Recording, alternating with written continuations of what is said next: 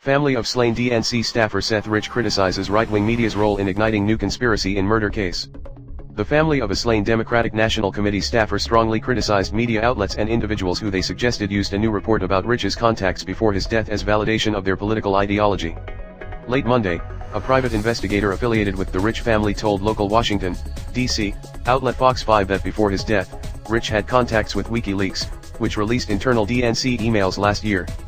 Wheeler, an investigator who reports have said is paid by a third party, hinted at potential foul play in Rich's death. He suggested the Metro Police Department had attempted to cover up the nature of Rich's death on behalf of the DNC, a claim the police department vehemently denied on Tuesday. The Fox 5 report was prominently featured by top right-leaning sites, including Breitbart News and the Drudge Report, and was featured prominently on FoxNews.com and on the Fox and Friends morning show. Asked about the attention the new report received from right-leaning outlets, Brad Bauman, a spokesperson for the Rich family, said the family condemned the attempt to politicize Rich's death.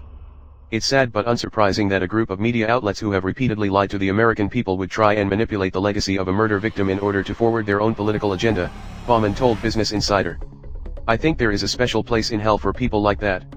Many top right-leaning outlets have dismissed intelligence and law enforcement findings that Russian intelligence hacked and leaked private DNC emails, in which top DNC staffers were openly hostile to Vermont Senator Bernie Sanders during the 2016 Democratic primary.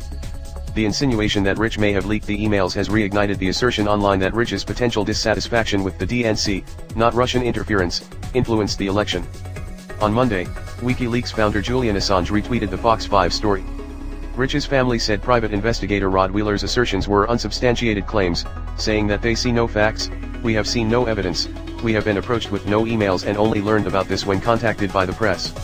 Even if tomorrow, an email was found, it is not a high enough bar of evidence to prove any interactions as emails can be altered and we've seen that those interested in pushing conspiracies will stop at nothing to do so, the family said in a statement. The family's statement continued.